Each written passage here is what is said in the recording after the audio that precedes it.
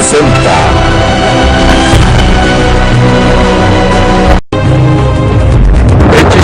TV, canal 26.3, Los Ángeles, California, uniendo pueblos.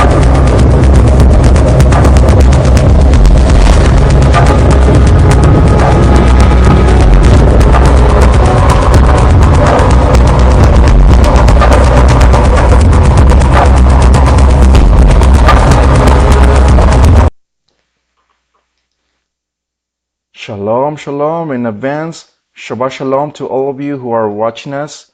I'm Moreh Rapha'Yah, and we're pretty much really happy that we are transmitting brought live from Los Angeles, California. We are really happy. I am very happy that we are back again with more teachings about Torah and about the Emet, the truth. Today's teaching is about the pagan origin of the Trinity.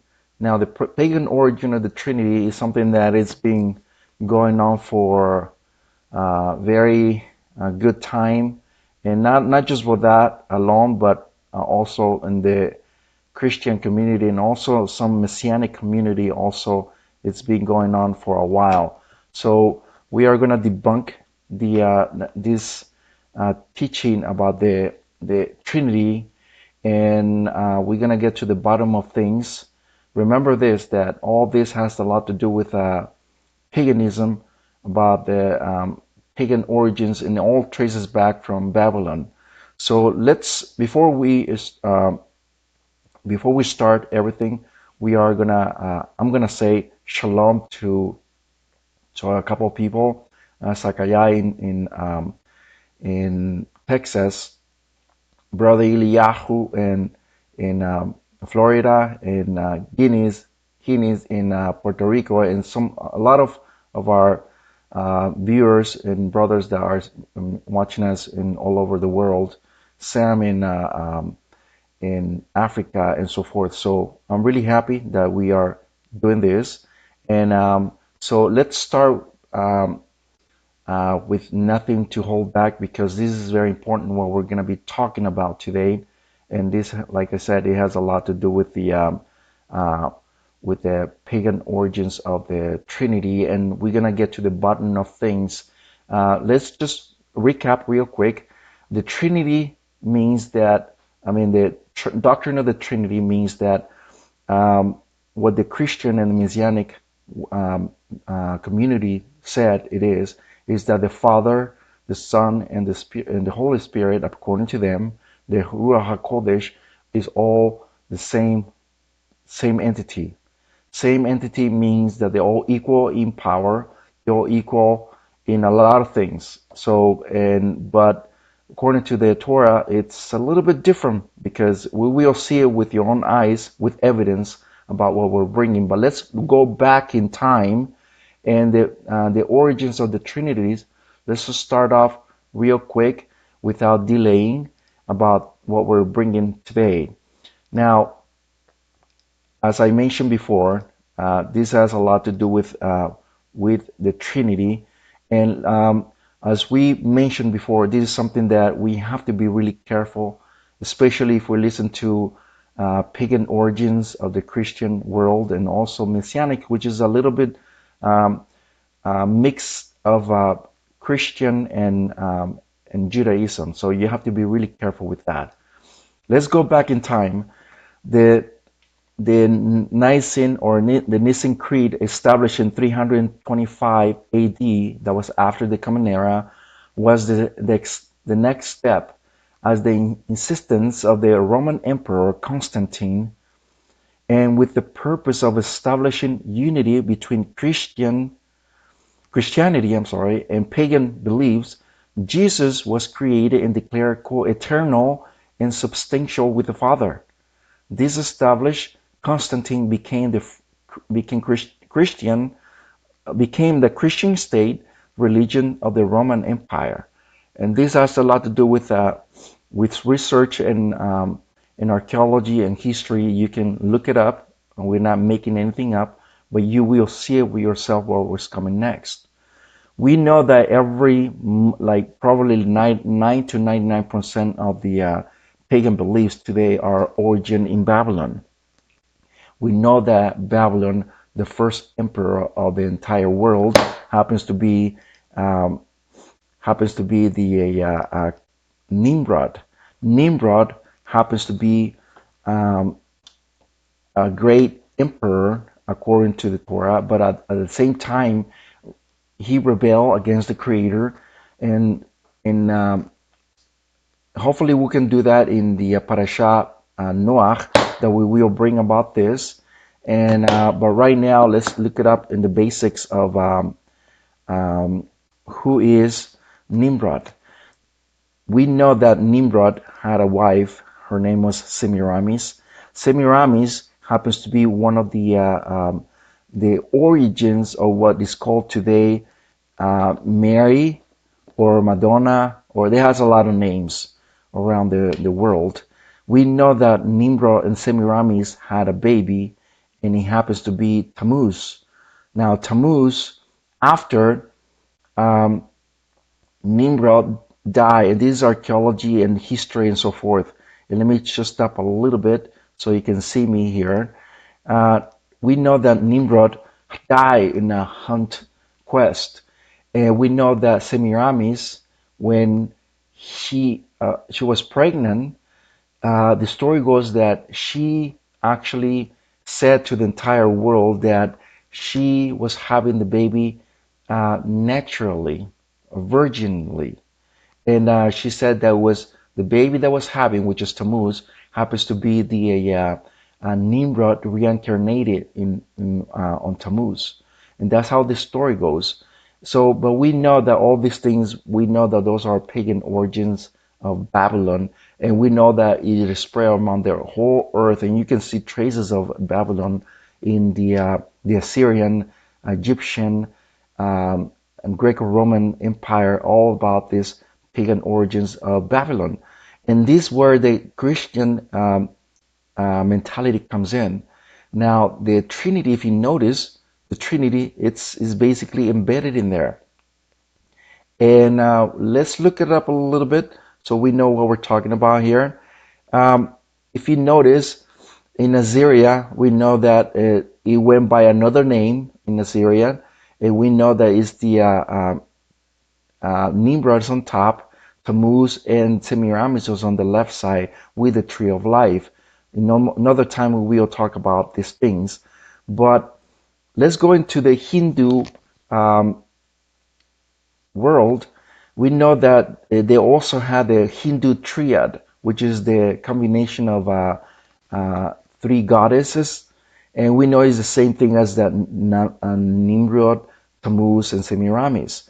Now we know is all this is in different country, different culture, but it's the same thing. Let's go into the symbols of the Trinity in Europe. If you notice over here on the left side, Ireland Druids, we know is the same as the Trinity, and you can trace it back. I was actually in Ireland, in I was in Ireland, in Denmark, and in France, and Britain, and I saw these signs, and I always wonder why. But when I found out this was happened to be the Trinity signature, we know that we traces back in a different country, different, but it's basically the same thing. In France is the Merovingians, okay, and in the Britain is the Celtics. You still see the three pointers, and the Trinatians is in Italy. Germany is Germanic, okay, the swastika, right? And here on Denmark is the Norse. So everything has its origin. Everything has its, they make symbols now that traces back, but all this has a lot to do with the Trinity. Now we go into the Egyptian culture. We see the Osiris on the middle, okay, by Horus on the left, and then on the right is Isis. So all this is once again is traces back to the Trinity. The Hindu we know is the Brahma, Vishnu, and Shiva. All this is the Trinity on the Hindu.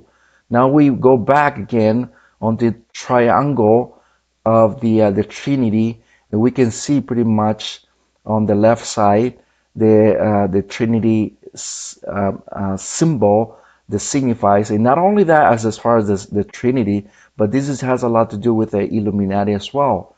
But in another time, which coming very soon, we will be talking about the second part of the Mystery Babylon coming soon. Now, down here, it says the three wheels, we see the same thing. These are always symbols symbolizing the Trinity. Now we go into the shield of the Trinity. We go on the left side, we see three fishes, right? We see on the middle, we say same thing, same thing. They say that the Creator is not the Son is not the Holy Spirit, but at the same time it is. So it's a lot of confusion in what they're trying to bring. On the right side, you see the same thing. Now, this is kind of freaky what you're about to see. This is a symbol at the same time as the Trinity is a symbol of witchcraft. Now, when I was doing research on this, I was like, wow, people actually worship this thing, care of these things without even knowing that they're actually carrying a witchcraft symbol. And this is what the witches and magicians and people who do black magic or white magic, whatever you want to call it, they use this kind of symbols to make a spell. If you notice on the left side, just I'm gonna make a little bit. If you notice on the left side, on the left side, symbols that they used on shirts, on T-shirts. At the same time, if you notice here on the right side, is books of black magic or white magic that they used to make spells. And this is something that, like I said, it's freaky, but at the same time, you see it for yourself that this is something real. Now, this is another finding that you see the Trinity here, and is depicted by, as we see on the cover story, three men with one. Three men with two eyes and is looking at three at the same time. Now that we have a vision of what we're looking at here, brothers and sisters, now we're going to see for sure. We see the background. We just put the foundation of what this Trinity myth is all about. But let's look into because that's what we are looking for. We're looking for what the scriptures talks about to debunk this this mentality, this myth about the Trinity on the scriptures. And let's look it up. Let's look it up for ourselves. And I want you to put a whole lot of attention and fasten your seatbelts, because this is going to be unbelievable in what you will see through the scriptures, through the Hebrew, with your own eyes. So I want you to please pay a lot of attention we're about to bring, because this is going to be an eye-opening. Now, as we mentioned before, and we've done it before, these things has a lot to do with the mentality on Christian world. But let's look at what the Creator says on His Word. Mashiach is the first creation of Yahweh, and that's case closed with this. So let's start just a recap so you can see what we're trying to bring today. Psalms 2 or Tehillim 2 verse 7, it says here, I will declare, this is what Yahweh says, I will declare concerning the statue of Yahweh. This is what Yahweh says, but look at what whoever's speaking here, look at what he says. He said to me, you are my son. Today I have begotten you. Verse 8, ask me and I will give the nations as your inheritance, and as your possessions the ends of the earth. Wow. Who's speaking here? The Mashiach is speaking here. Do you see that? The Mashiach is speaking here through David, through the King Melech David, and he says very clear that dominion and power has been given to him, but at the same time, the word, and let me just pause here so you can see me, the word for begotten you means that the Creator made him. And the same word that you are looking up here, begotten, you can look it up in chapter 2, chapter 3 of Genesis, and I can bring verses and verses and verses where it talks about somebody being the father of somebody else. And the same word is being used here. Now, the Mashiach is the or in other words, the Yahweh is the creator of the Mashiach. The Mashiach is part of Yahweh Sevaot. That's his son. And so therefore, if you're my son, I'm going to treasure you as my own. Do you understand what I'm saying? So at the same time, we will see with your own eyes what the scripture says about the Mashiach being the creation of Yahweh. And let's continue so you know what I'm talking about. Look at what it says in the book of Acts, chapter, referring to what we're looking at in the previous verses. In the book of Acts 13, verse 33, it says, "Behold, the Almighty has completed all their children to us, and he raised Joshua, he raised the Mashiach. It is written in the second Psalms, you are my son, today I have begotten you." See that? It's a reference of Tehillim or Psalms 2 verse 7. He's not talking about anybody else but the Mashiach here. Look at what it says, verse 12 here, 2:12 of Psalms. "Kiss the Son," who? The Mashiach, or kiss purely, lest he be angry. Who? The Father. "And you perish along the way when you suddenly his anger blazes. How blessed are all who take refuge in him." You see what I'm saying here? The Father always acknowledging his Son. And you can see it through the scriptures that he's acknowledging his Son as his begotten Son. And this is not even on the New Testament, as they call it, or the Berit Hadashat. He's not talking about here, he's talking about on the Tanakh, about his Son. Colossians 1:15, "Who is the image of the invisible Almighty, the right of the firstborn of all creation." Do you see that? The Mashiach is the firstborn of all creation. Why? Why the scripture says that he's the firstborn of all creation? Because it is. When somebody says he's your firstborn, that means he's the first one of many. That means that he's the first one, and before that there was nothing. He happens to be the first creation of Yahweh Sevaot. Even, and I can bring this, in the Hebrew writings in Judaism, they also have this, that the Torah was created before the Malachim, before the angels, before the creation, before the heavens, and before the earth. Yahweh created the Torah. The same thing, the Torah happens to be the Mashiach. The Mashiach happens to be the first creation of Yahweh. Before the angels, before the creations, before the worlds, before anything, Yahweh made Mashiach. He happens to be the first creation of Yahweh Sevaot. And this is, you can see it that the scriptures does not lie. Now, Colossians 1:17, "And he is before all things," which is true, "and by him all things are sustained." It is true because Yahweh has given him the power to do so. Do you see that? Yahweh has given him the power to do so.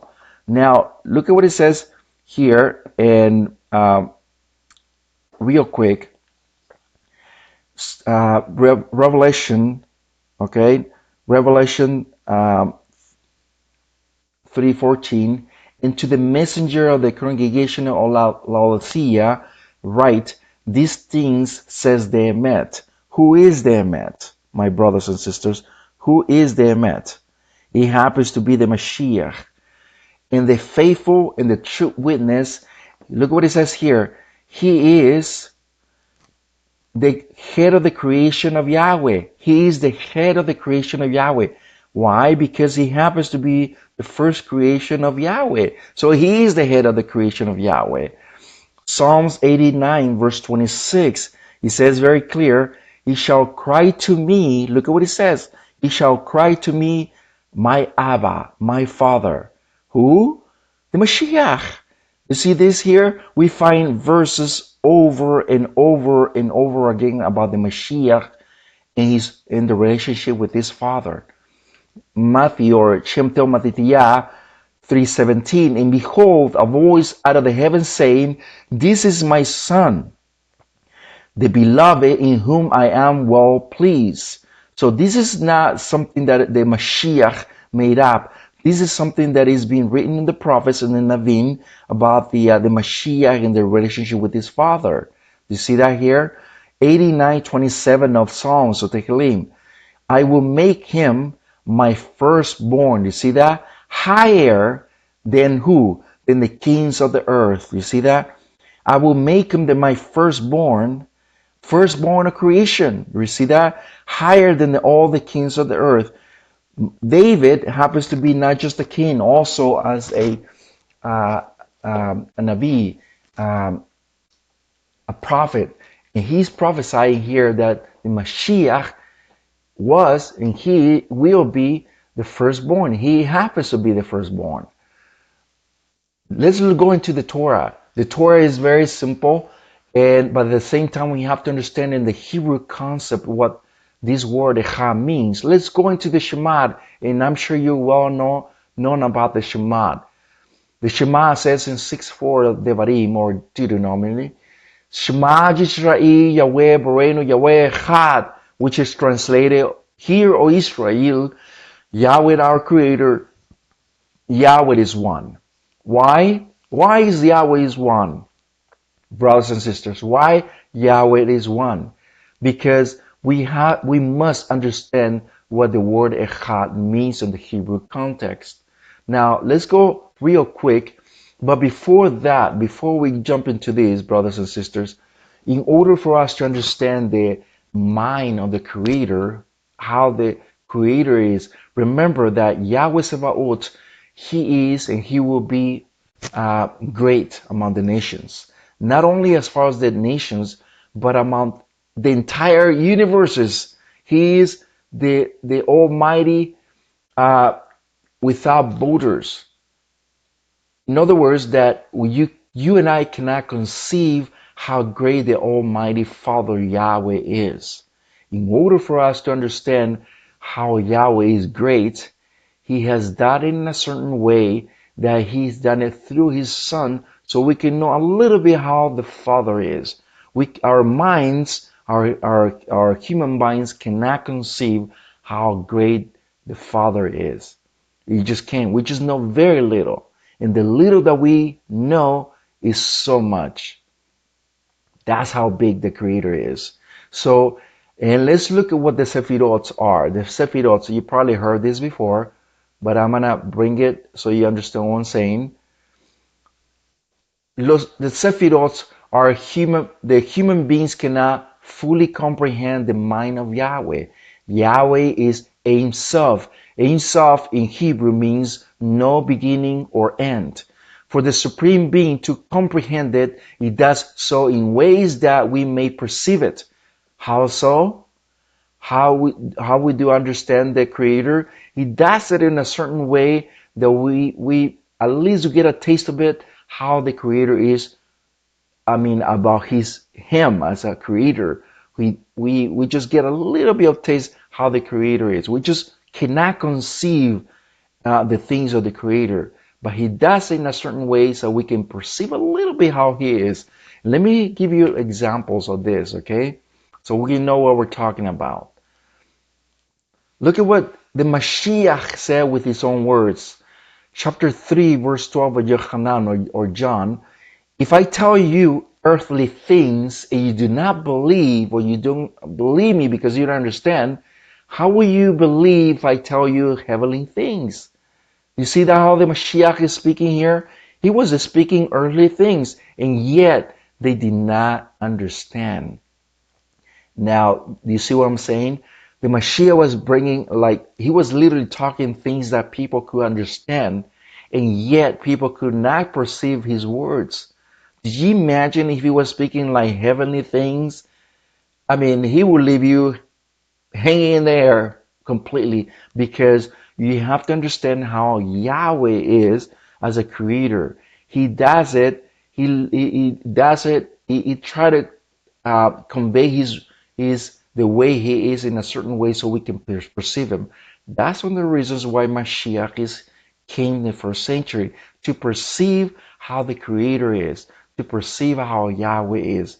Now, let me give you few examples how the Mashiach, the purpose of Mashiach is not only to, mainly is to come and redeem us.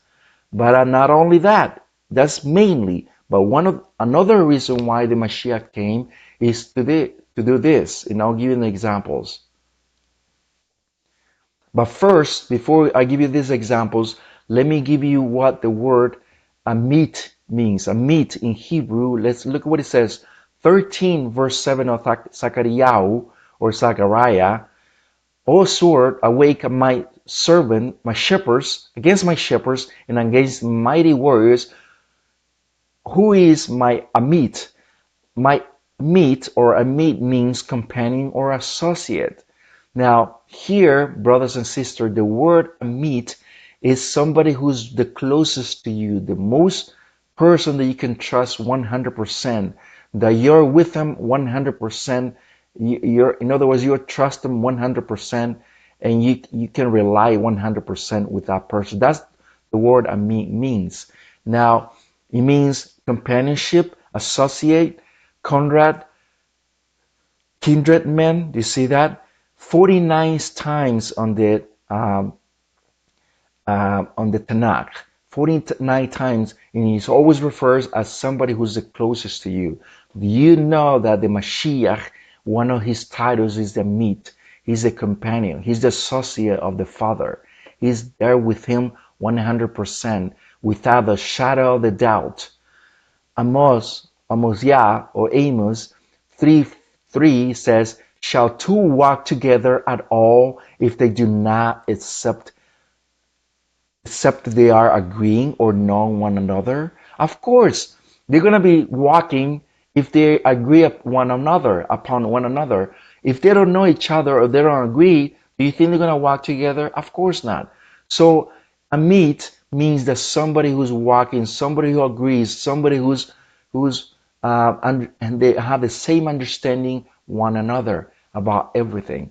So Mashiach is the meat of the Father. He's the companionship. He's with the Father 100% in every purpose that the Father intended to. So we have to understand this. Now, look at what it says here, brothers and sisters. Psalms 21 verse 3. For you will precede him with the blessings of goodness. You set a crown of pure gold on his head. Who do you think is referring here? I want you to, when you have a time, please read Psalms 21, the whole chapter. You will see that it's talking about the Mashiach. The Mashiach has been putting a gold crown on his head here. Why? Is it supposed to be the Father only? That's a good question, right? That's a fair question to ask. And the reason why you see it here is because the Father, as we began in the very beginning, had said this whole creation to his Son. He has given it to his Son as a gift. Now look at what it says here. And I want you to put a lot of attention when we're looking up here. Daniel 7 verse 9. Look at what it says here. And I was looking unto the thrones were set, and the Ancient of Days sat. Now, I'm going to pause for a moment. If you notice in those verses, brothers and sisters, here you see very clear that it's not talking about one throne. He's talking about thrones in plural. And there were two rabbis were speaking. This goes in the writings of the first, second, and third century, talking about the divine Mashiach. You're not going to find the contemporary writings on the Jewish contemporary writings because they don't want to be prior to that. And the reason why I'm bringing this up is for you to understand that mostly after the Council of Nicaea, and also there were Bar Kokhba, one of the revolt, the Bar Kokhba revolt on the after the first century, there was this Jewish revolt where they went against the Romans, and they proclaim that Bar Kokhba happens to be the Mashiach. But at the same time, there were the Nazarenes were believers of the Mashiach, and they asked him to join them on the revolt. And they said, no, it's not that we don't want to go. It's because we don't agree upon you saying that Bar Kokhba is the Mashiach. And they said from that moment on, they part ways. They didn't want nothing to do with the Nazarenes because they denied that Bar Kokhba was their Mashiach. But they already had their Mashiach, the real Mashiach, the Mashiach of Israel, Yahushua. They're not going to deny him, of course, so they part ways. That's one of the reasons that they start writing against the Mashiach. Okay? And prior to that, there are writings in the 1st, 2nd, and 3rd century pro-Mashiach, talking about the divine Mashiach. And one of the questions about on this verse that you're reading now is about the thrones. One rabbi said, why do you think there are the thrones here? How come it doesn't speak as a singular? How come it speaks as many, as two? He says because, he said, one of the rabbis, because here it says one throne is for the Father and the other throne is for the Mashiach. You see that here, brothers and sisters? It's not contradicting. This is not Christianity. This is Hebrew writings on their Jewish writings, that there are actually those written there about the Mashiach. And you see it here. Let's continue. You see it here with your own self, with your own eyes, that these things are true. Our thrones they're set. Now look at what it says in the next verses.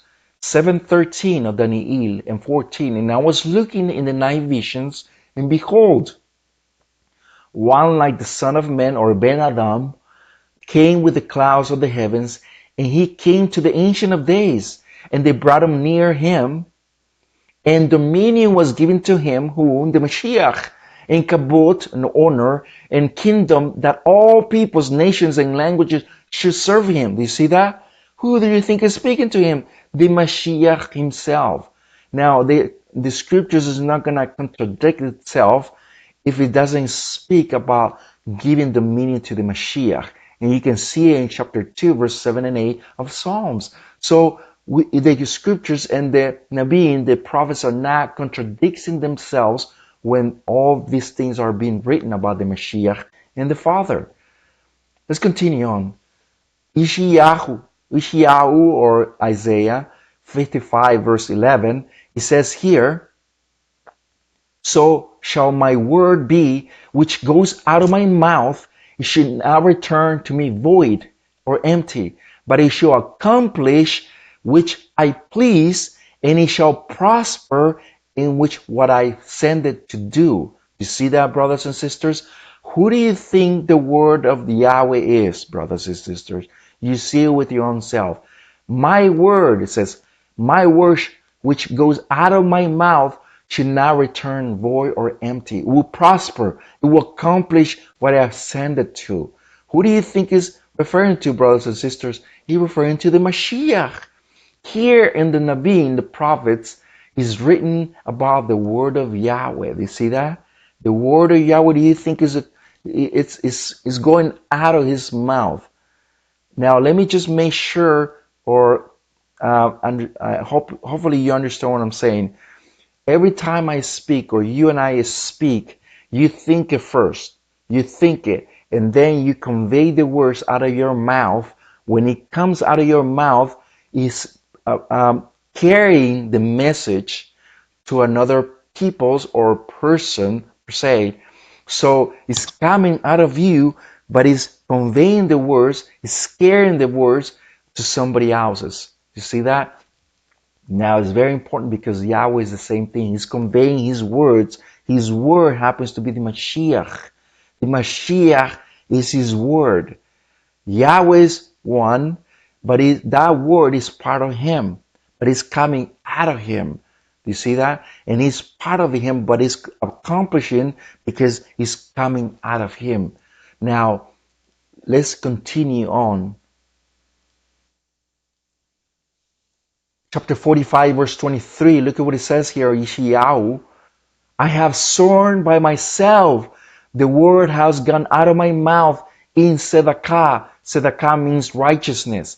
and shall not return. To me, in every knee shall bow, every tongue shall swear. Do you see that? His words coming out of his mouth in tzedakah, in righteousness. Who do you think is that word? The Mashiach himself, Yahushua. That's him. He's coming out of his mouth. He's coming out of him. He's coming out of Yahweh. Now it's fulfilling here in Yohanan chapter 1. Look what it says here. In the beginning, and he's not contradicting what Yohanan is saying here, because we just seen it on the Tanakh earlier. Yohanan, in the beginning was the Word. What Word? The Torah. The Torah. The Torah or the Word was with Yahweh. Do you see that? And the Word was Yahweh. He was in the beginning with Yahweh. You see that? The Torah is part of Yahweh, but Yahweh is conveying his Torah out of his mouth so he can accomplish. You see that? And Yochanan is not contradicting himself. He's actually fulfilling the Torah here. He's actually fulfilling what the prophets are saying earlier in thousands of years ago. Look at what it says, Yochanan 17:3. Look at what it says, the Mashiach himself. And before that, the Mashiach himself is saying these words, okay? He's not saying Yochanan, Yochanan is just writing what Mashiach said with his own words. Look at what he says, what the whole thing is all about, what the Olam Haba, what the everlasting life is all about. What is it all about? Have you ever wondered yourself what life is all about? We'll find out. We'll find out in a minute. Look at what he says. This is 17:3, and this is the Olam Haba, or the everlasting life, that they might know you. Look at what Mashiach. They might know you. Who? The Father, Yahweh Sevaot, and the Almighty of Emet, truth, and the Yahushua and Yahushua HaMashiach, whom you have sent. Do you see that? This is what it's all about. To get to know Yahweh Sevaot, to get to know the Father. He is the Emet. He is the truth. But his truth has embedded into the Mashiach. Look what it says. And also the Mashiach who the Father have sent. Do you see that? Who happens to be the Torah. Now it's not contradicting at all. Look at what it says about the Father. And this is what Shaul is talking to Timothy about the Father. Look at what it says here in 1 Timothy 6:15 and 16. Who is in his own time will reveal the blessed and the almighty Yahweh, the Melech HaMelachim. Melech HaMelachim means the King of Kings and the Kings of Masters, or the Sovereign of Masters. And the only one having immortality. Do you see that? Who do you think he's referring here? The Yahweh Sabaoth, the Father, living in the light that cannot be approached, who no man has seen nor can see, to whom be honor and everlasting dominion emet. Do you see that? Who do you think is referring here? Of course, he's referring to Yahweh Sabaoth, the Father, the Master of masters. The Father is Abba Kadosh, Yahweh Sabaoth. Kadosh Baruch Hu, he is the one who you cannot see him. There is no way that NASA or anybody can actually reach where Yahweh is. Why? Because he's light. And we are mortals. We cannot, we just barely can even conceive the Son to imagine Yahweh Sabaoth. Because we're flesh. So we cannot be in that realm of pureness of Kadoshah. That means that set apart realm that you cannot be. The Mashiach came from that realm. So he's conveying what Yahweh is all about. So you see what I'm saying? So nobody, he's immortal. Time and space does not control Yahweh. Yahweh controls time and space. He doesn't live in that realm. He controls the time and space for his own purpose. And you and I cannot say anything about that because he's the master of everything. He's given dominion to the Mashiach to do so. So let's continue on this. It says here in Yohanan 6, 14:6, it says very clear. If you notice here, brothers and sisters, here 14:6, Yeshua said to him, I am the derech, I am the way, I am the met, the truth, I am the chai, the life. No one comes to the Father except for me. Do you see that? Nobody can come to the Father except for me. No one. He said three things here, brothers and sisters, but there is something embedded here, brothers and sisters. Something embedded here. Do you know that here is something embedded on the Torah? Do you know that? Yeshua says something very truth. He says he's the derech, the way, he's the met, the truth, he's the life, he's the chai. He is the one who can be approached to the Father. And in order for us to come to the Father, the Mashiach has to be the peretz. The peretz in Hebrew is the bridge. He is the bridge. So therefore, here on those three things, there is something embedded in that. You see that in the middle, the mem, the truth, is very simple, very embedded here. Let's look something very important, brothers and sisters. The word for echad means one. Okay, the word for the chad means one. You see that here? It's 13. Every letter has its numeric value. You see that? Every letter has its numeric value. So echad, it's one, okay, but the value is 13. Same as the word achabad. Achabad means love, okay, and also is the numeric value of 13. Okay, so Yahweh is one at the same time is love. He has a love for every single one of us. You see that? There is the 13. What do you think is number 13, brothers and sisters? The number 13 as the 13 attributes of Yahweh Sevaot.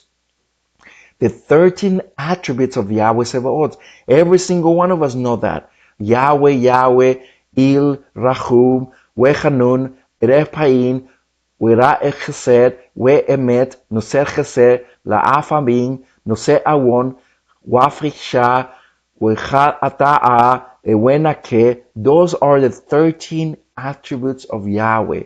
We said it on the we said it all around the year, but especially on the before the Yom Kippur, we said the Sefirot. When we said the Sefirot, we see all this is embedded in what the Mashiach knew about the Torah. Of course, he's the Torah purely, within our own eyes. Bereshit 1:5. And before we go into here, brothers and sisters, I want you to see something very important. I want to say something very important. Now that we have an idea who the Mashiach is, we're gonna be seeing a little bit more. But I want you to understand the concept of the word echad. The word echad is something very important, brothers and sisters. The word echad is not just one, okay? But let's look through the scriptures, to the Torah, what the word echad means, okay, in the Hebrew concept, okay? So let's go real quick. Bereshit, or Genesis 1:5 says, and Yahweh called the light day, and he called the darkness night. And there was the evening and the morning, echad, Yom Echad. Yom Echad means day one. But the word echad, why does it say echad?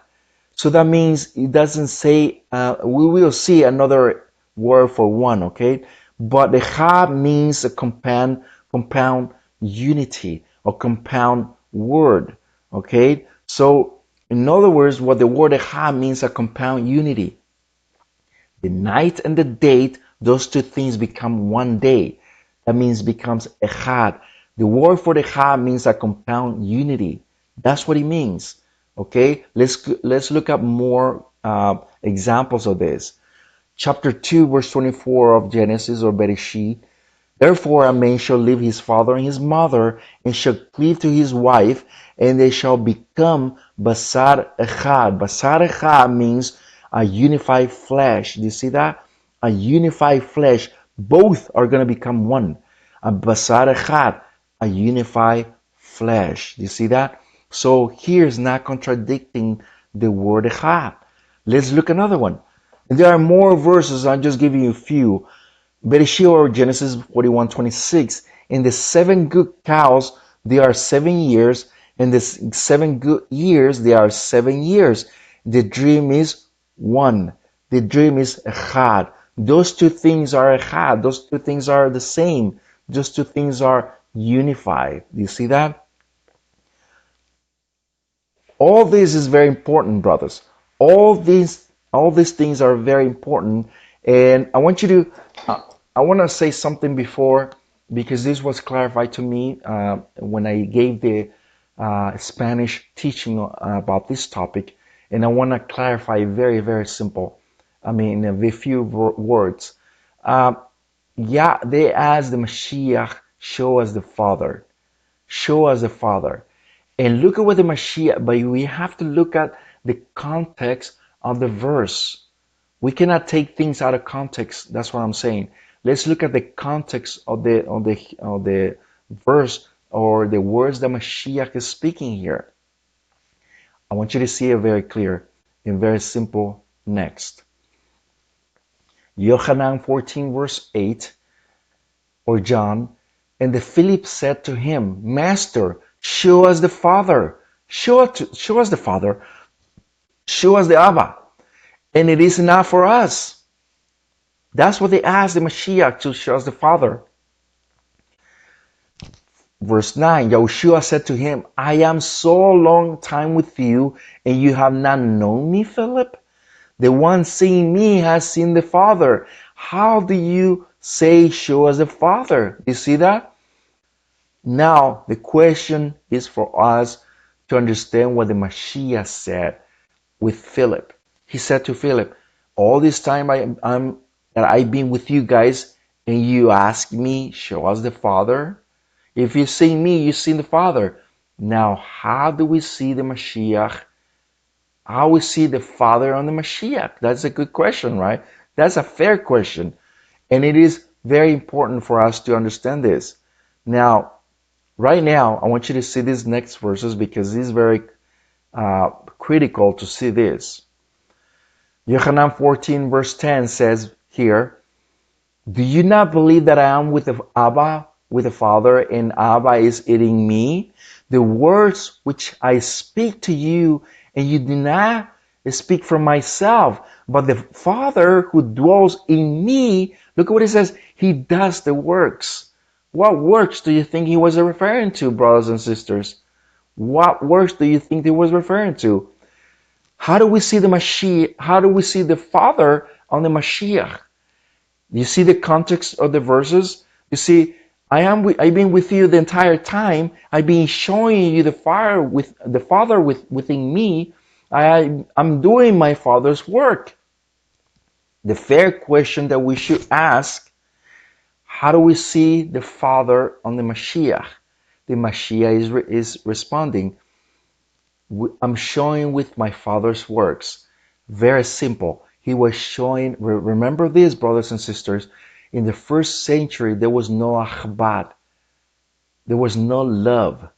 That's why the Mashiach was speaking about 90% of ahbad, of love.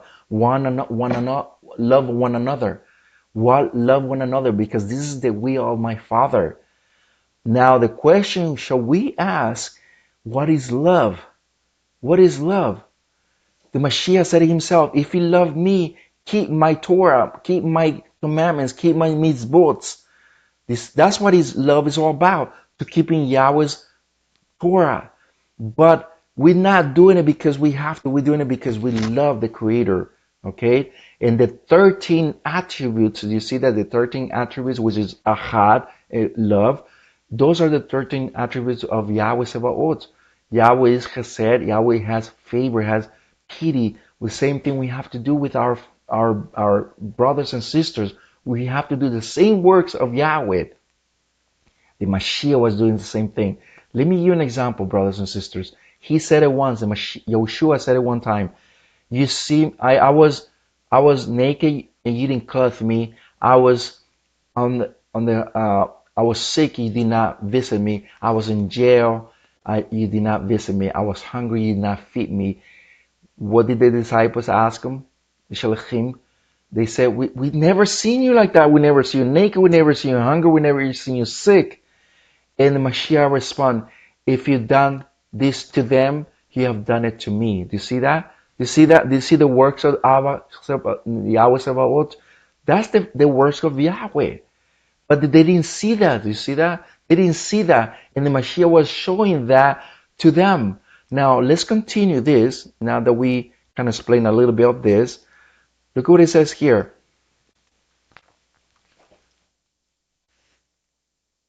Proverbs 8:22. Yahweh made me in the beginning for his ways. Look at what it says in blue. For his works. Do you see that? Yahweh made me in the beginning for what? For his works. The Mashiach has a purpose, and the purpose is to fulfill Yahweh's works. Do you see that? Fulfill Yahweh's plans. To make everything that what Yahweh has planned since long ago, the Mashiach has been completing every single way, every single works of the Father. Do you see that? Now let's continue, since we're already here. Look what it says here. The Mashiach said very clear, 10:30 of Yochanan or John, I and the Father are Echad.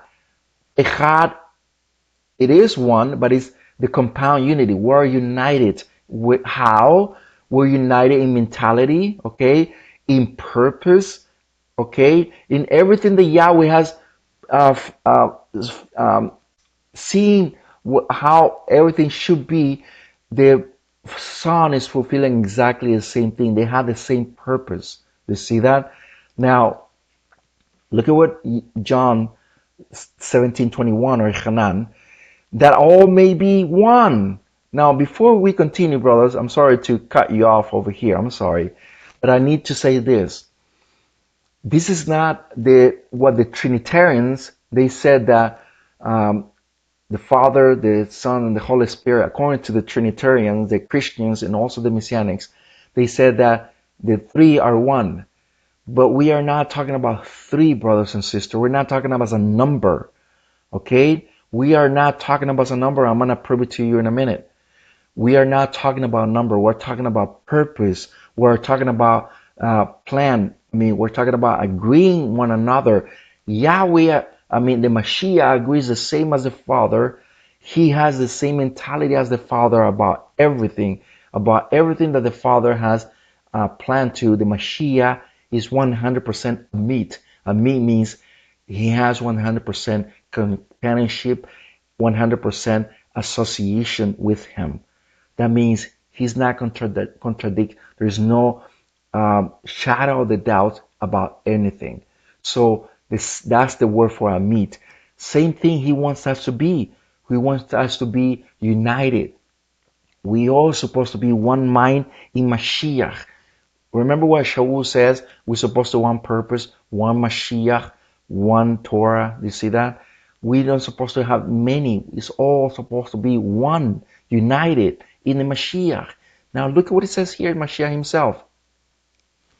Yochanan 17:21. They all may be one. Do you see that? Echad. As you are in me, Abba, and I in you, that they also may be one, Echad, in us. Do you see that? So it's not three, because if it was numbers, it would be thousands and thousands of brothers and sisters. So it's not about number, okay? It's about unification, about one mind in Yahweh. See that? That the world may believe that you send me. Do you see that? That's the purpose, for us to be united in Mashiach and be Echad. Be Echad. Without that, we're lost. Genesis 22 verse 2. Look what it says. Now let's look what the opposite of echad, okay? Look at what the word yachid, okay? 22 verse 2. Look at what it says. And he said, take your son, Yitzhak, your only, do you see that? Your only, the word here says yachid. Yachid means only. Let's look at what the word yachid means. Singular, only, child or son, but it basically signifies only or singular. Is way different from echad, okay? Way different from echad. Echad means compound unity. Do you see that? Compound unity. So it's very, very different from one another. First of Corinthians 1:10. Now I beseech you, brothers, through the name of our Master Yahushua HaMashiach, that you all say the same thing, or all you talk about the same thing, and there be no divisions among you, but you be echad. You see that? You be unified in the same mind. You see that? In the same judgment. You see that? All we shall all comprehended the Torah. The Torah is supposed to be one mind, one purpose. All supposed to be one mind, brothers. We cannot be thinking that this, and you cannot be thinking we can have a series of opinions, but when it comes to the real seriousness of the Torah, we all supposed to be one mind in the Mashiach. There cannot be divisions about among ourselves. Otherwise, we're not going to go anywhere. We're not going to restore all things before the Mashiach comes. We need to, all of you, and I personally, brothers and sisters, I beg you with all my heart to unify ourselves, to have one mind in the Mashiach. And I will give an example. One thing that most of the time that separated us is the calendar. When the Yahweh says very clear that we need to have one Torah, right? But when it comes to the festivals, is ironic that we don't follow the same Torah. I mean, the same calendar. When we go into the scriptures, Yahweh says, "These are Moedim. These are my Chagim. These are my festivals that are in appointed time." First of all, we cannot be, adjusting time. We don't adjust time. We go exactly what the Torah says. But sadly, because of the lunar Enoch calendar and the lunar calendar, they're so way off. A lot of people, they practice this, they observe that, but never conveying to what the Torah says, and that's very, very sad. So once again, we have to be really, really careful on what we say and what we do. It's very, very important, brothers and sisters. So once again, I beg you I ask you to do research. If you guys need some input on this topic about the Torah calendar, please write to us, put your thoughts on that you're looking for. By the way, the new year's is coming. It's Abib 1, which happens to be the Tekufot of Abib, or spring is coming very next week, okay? So it's coming very, very soon. It will be on Tuesday night, okay? So please, I beg you that it will be Abib 1, and we'll be teaching on that night on about Abib 1, about the Rosh Hashanah, which is the beginning of the year, which is a great day, to be honest with you. Going back to the subject, brothers, let's continue on. Here, I want to make this clear, okay? I want to make this clear. Reincarnation, this is what is defined as reincarnation, the rebirth of the soul in another body. And I want to make this clear because Mashiach is not a reincarnated being, okay? This is very important, okay? The Mashiach is not a reincarnated being. He never had a body, okay? He took a body, okay? He took a human body, but prior to that, he did not have any body. In another topic, we will talk about the Mashiach appearing to our forefathers, which is different, okay? Now, let's look into the Hebrews 10 verse 5, book of Hebrews. Coming into the world, he says, sacrifice and offerings you did not desire, but look what it says, you prepare a body for me. You prepare a body for me. Now, let's look into the, relating to this topic, Yohanan or John 1:14, and the word or the Torah became flesh. Look what it says, became flesh and pitched his mishkan or tent among us. In other words, the Torah was among people. The same, brothers and sisters, as um, as the tent or the Mishkan was among our forefathers, the 12 tribes. Do you remember that he was right in Mishkan was in the middle of it, and the 12 tribes were around it?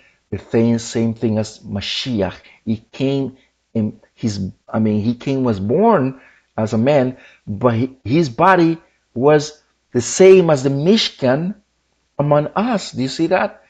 And we previously talked about the birth of the Mashiach. We talk about that. If you guys want to watch the video on that, you guys are welcome. And it's more detail about that. But the Mashiach came and took a body. That's the point. Now, Proverbs 8:22. Look at what it says here. Yahweh possessed me in the beginning of his ways for his works, and I was set up from that which was before the earth. You see that? The Mashiach is speaking here. He's relating. He's making these details about these things, but about the creation. But look at what he says. It's something that I want you to pay attention what is coming next. When the Mashiach is relating, he's describing here the creation. When he's describing the Father. When Yahweh prepared the heavens, I was there, of course.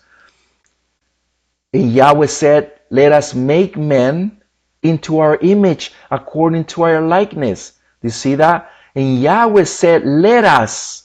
Who do you think he's referring to? Let us. Referring to the Mashiach, of course. A lot of people, especially Judaism, says that Yahweh was speaking with the angels, with the Malachim.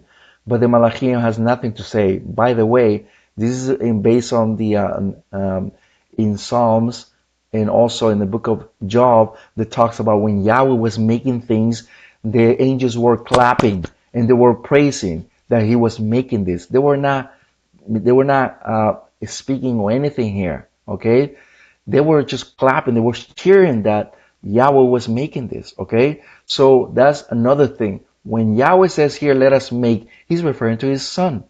And we see it here in book of Proverbs. Look at what it says in book of Proverbs. Let's go back. 8 verse 30. I was by him, by Yahweh, suiting myself to him, to the Father. I was that wherein he took delight. And daily I rejoice on his presence continuously. For he rejoiced, or the Father, when Yahweh completed the world. Do you see that? The creator of the entire world is Yahweh, but the one carrying the word, the Ruach of Yahweh, is the Mashiach. The Mashiach was fulfilling everything what the Father was. The word is not going to come out if it doesn't come out from me. For instance, if I shut up right now, there is no words. So he has to come from me. Yahweh is the creator of all things. He's the one who conveyed the word, the Torah, okay? And it was done. So the Mashiach was carrying that. You see that? So there is no contradiction about it. Let's look at other verses referring to the servant, okay? But before that, brothers and sisters, if you notice here previously, it says that the Yahweh was rejoicing by his side. By having his son next to him when he was creating everything. 33 verse 10 of Yeshayahu, He says, you are my witness, and I am too a witness, say Yahweh, and my servant. You see that every time you see the servant, the term servant is referring to the Hamashiach, okay? Whom I have chosen, my servant whom I have chosen, that may know and believe and understand that I am He. Do you see that? My servant who I've chosen, and you may know and believe, understand that I am He. Do you see that? Why do you think the prophet Yeshayahu is speaking here? Because the Mashiach is carrying the works of the Father. He's carrying everything that the Father asked him to do so. Do you see that? First of John, or First of Yohanan 5:11. And this is the testimony that Yahweh gave us everlasting life. You see that? Yahweh is the creator of all things. He has given us everlasting life. And this life, you see that? And this life is in His Son. You see that? And the one having the Son has life. And the one not having the Son of Yahweh does not have life. Now, pause for a moment here, please. We have to understand that the Mashiach is the Peretz. Mashiach is the bridge. Peretz means bridge. He is the bridge between Yahweh and us. We thought many times about this, about in Bereshit chapter 1:1. Mashiach, he happens to be the one conveying everything to the Father. He's the one, the mediator. Just as Moshe, Rabbeinu Moshe was also the mediator between Am Yisrael, our forefathers, and Yahweh, the same as the Mashiach. Moshe is the foreshadow of Mashiach. You see that? A prophet will raise up among you, just like you. Do you see that? Mashiach is the foreshadow of Moshe. Moshe is foreshadow of Mashiach. You see that here? There is no contradiction here. You see that? So he's the bridge. So therefore, the Mashiach is being entrusted a lot of things. And this is what I want you to understand. The Mashiach has been given this mizbah, this authority. Look at what it says here, brothers and sisters. 525 Yochanan. Truly, truly, I say to you that the hour is coming, and now is, when the dead will hear the voice of the Son of Yahweh, and the ones hearing will live. Do you see that? What voice would they hear? The voice of the Mashiach. The voice of the Mashiach they will hear. Why? That's the question. Why? Why not the voice of Yahweh? The reason why is because the Mashiach is the mediator. That's the reason why. But let's look at the next thing. Look, 527 of Yochanan. For even as the Abba has life in himself, look what it says here, has life in himself, so he gave also to the Son to have life in himself. Do you see that? This is like super important, brothers and sisters. Super important. I want you to understand that the reason why the Mashiach has life is because it's been granted to him by the Father. And he's been given that mizvah, that authority to have life. Not only that, he has been an authority, that mizvah, to give a life to all of us. So there is no contradiction. He is the mediator. He's the one giving us life to us, but the one he has life is being granted to him for the Father. There is in Ecclesiastes, he says these words, that one is watching below to all of us. But there is another one watching on top of the one watching below. Who do you think is the one watching on top of it? Yahweh Sevaot. The below is the Mashiach, because it's the one second of Yahweh Sevaot. Now you might ask, wait a minute, isn't it Yahweh Echad? It is Echad. It is one. We were explaining earlier. Yahweh is Echad about the purpose, about the plan, about everything. That's why Mashiach is a meat. That's why he's one mind, one purpose. But let's look what the Mashiach himself said it with his own words. I'm not saying it, the Mashiach himself said it with his own words. But before that, let me just switch over here. Okay, now the Mashiach has been granted to him. Look at what it says himself. 17 verse 1 of Yohanan. Joshua spoke these things and lifted up his eyes to the Shemayim, or the heavens, and said, Abba, the hour has come. Give kabod to your son. Give honor to your son, that you may give kabod, or honor to you. The son might give honor to you. Look, as you gave to him authority all over the flesh, do you see that? So that to all which you gave to him, he may give them everlasting life. Do you see that? He has been given the authority. Yahweh given the authority to do so. So therefore, the Mashiach is fulfilling the misvow, the authority has been given to him. There is no contradiction whatsoever. Shem Tov Matthew Hebrew 28 verse 8, and is in coming up, Yahushua talked with them, saying, all authority is being in heaven and earth was given to me. Do you think he was contradicting himself? No, he was referring to Psalms 2 verse 7 and 8, where he says, all authority he's been given to me. He says, by the Father, he's the one who gave it to me. So he's not contradicting himself. And that's what the first century Pharisees did not understand the Torah. Their eyes were covered. 1:4 of Yohanan. You see what it says here? In him was life, and the life was the light of men. Why do you think it was life? Because it was given to him by the Father.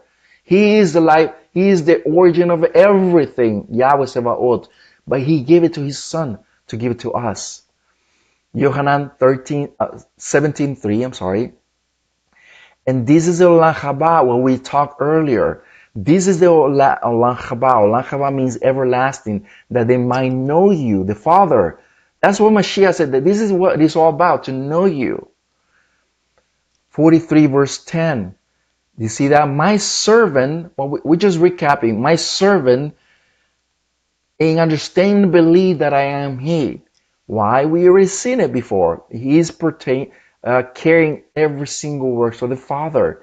Now, we are about to end almost, but I want you to understand this, and this is what we are trying to convey.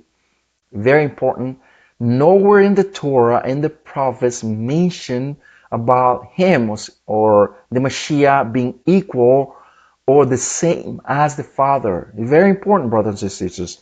Nowhere in the scriptures says that the Mashiach is equal as the Father. And this is very important. Yohanan 14:28, look at what the Mashiach said with his own words. My Father is greater than I. Do you see that? I'm not saying it. Mashiach with his own words is saying it. My Father is greater than I. Look at what it says here. Yohanan 5:18, because of this, therefore, the Yahudim lusted to more to kill him. Not only he did break the Sabbath, the Shabbat, but also call himself his own Father, making equal to the Most High. Do you see that? Now, let me just pause for let me clear this up, brothers and sisters. The Mashiach was not saying these things, okay? On those verses that you just saw a few seconds ago, the Pharisees were saying that, but the Mashiach was not saying it. The Mashiach said, you saw it earlier, you read it. The Mashiach said, my Father is greater than I. He said it very clear. Look at what it says in the next verses, brothers and sisters. Okay? 10:38 of Yohanan. But if I do, you do not believe me.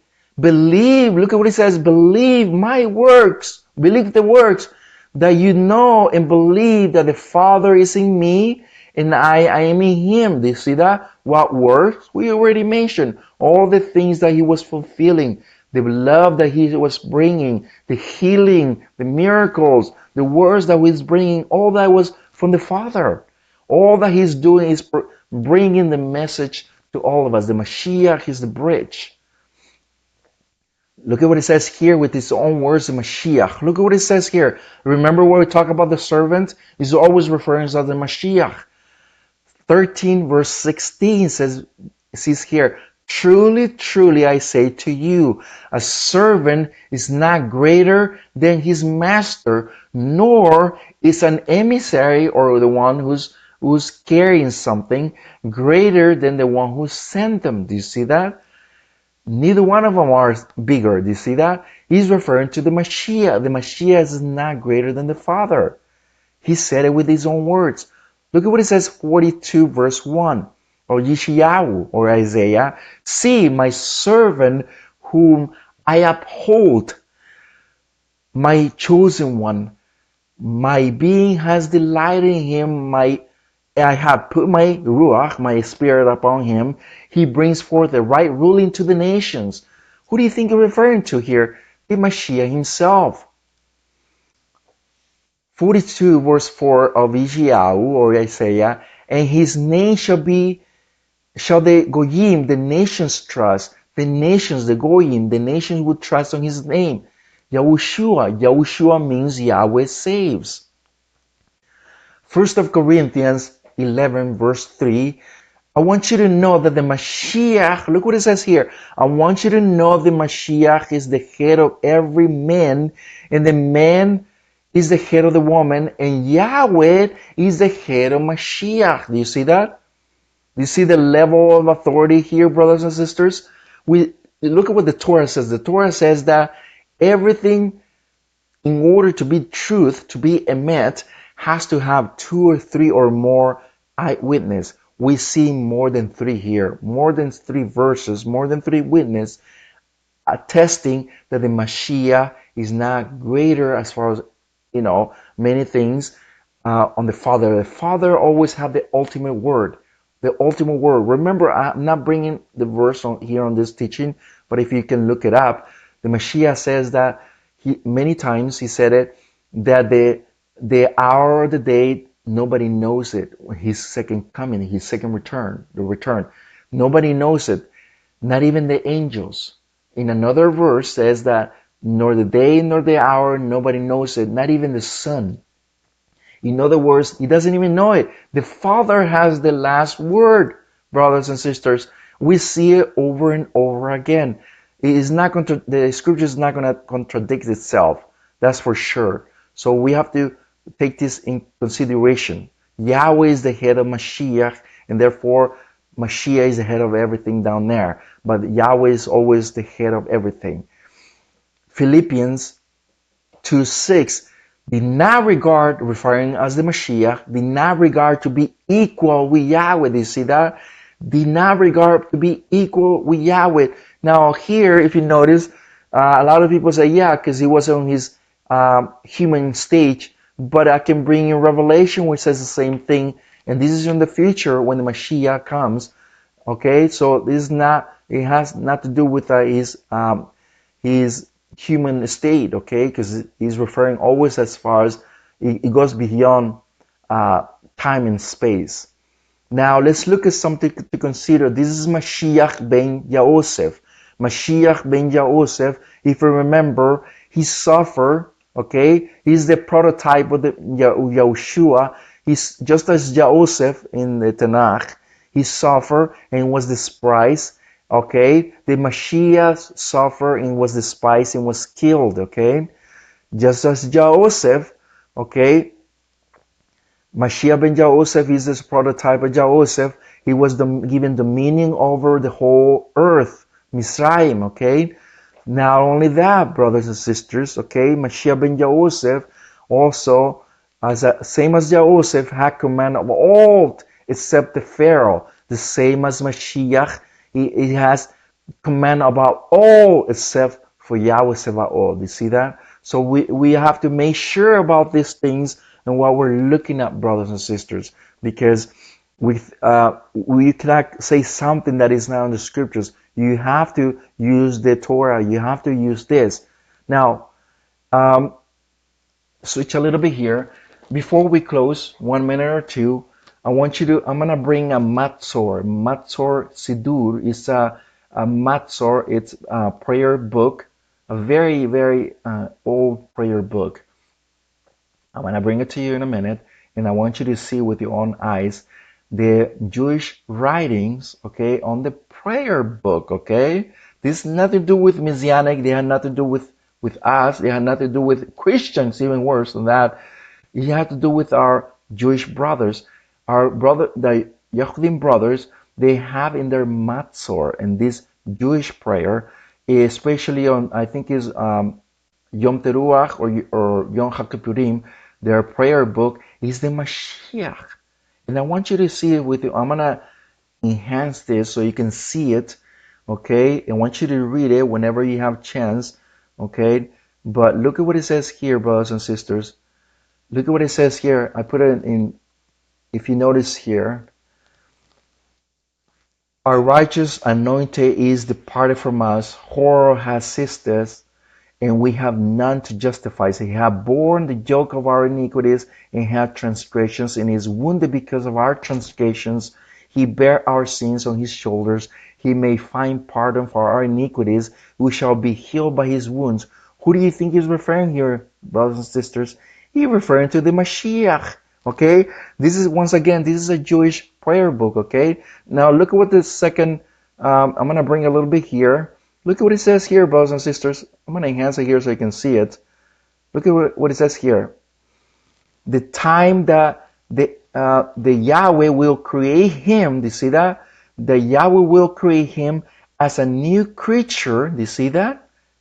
Create him, who? The Mashiach, as a new creature and bring him up to the circle of the earth. Raise him up from Seir and assemble to the second, to the Lebanon, to the Yadir.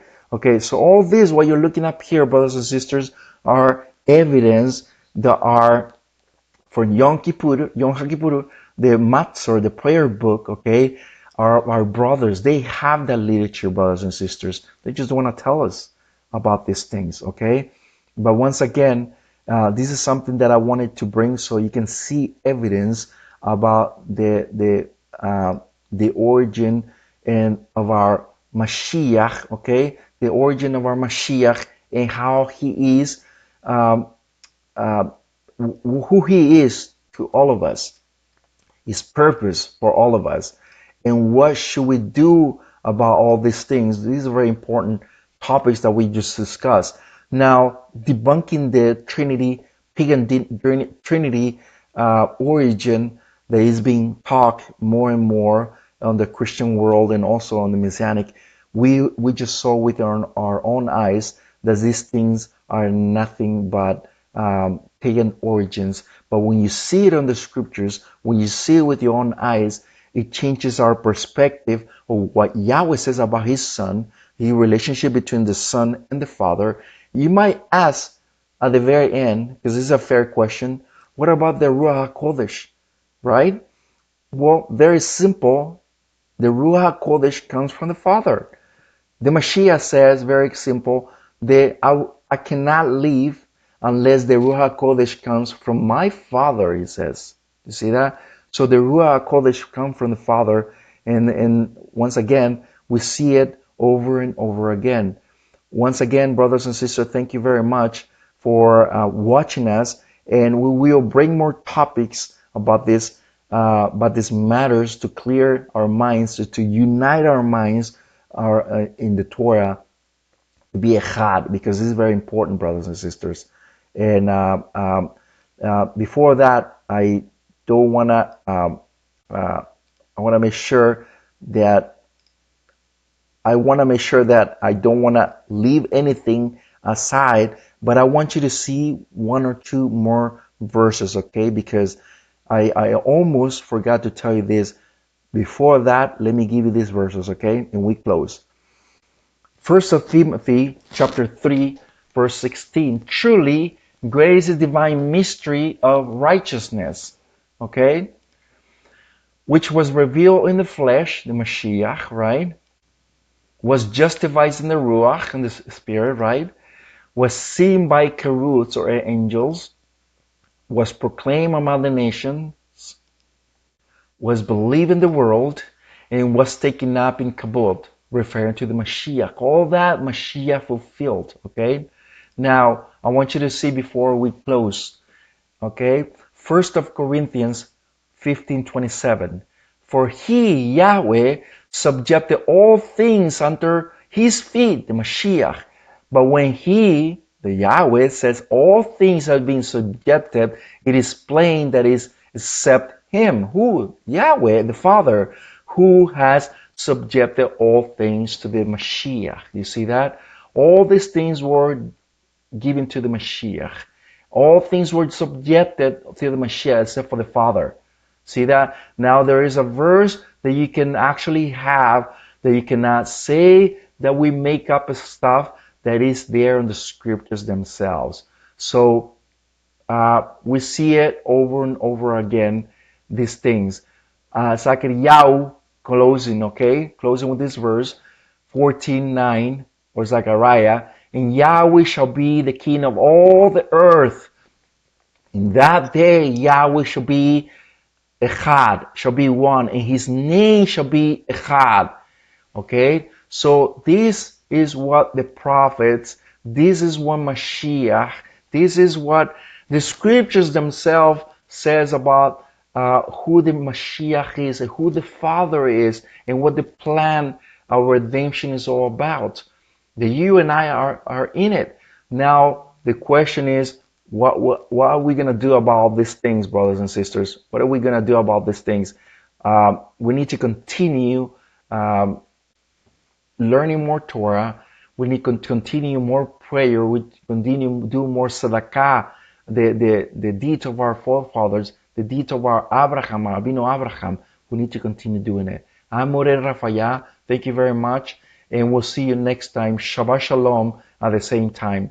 Thank you, brothers and sisters. Thank you.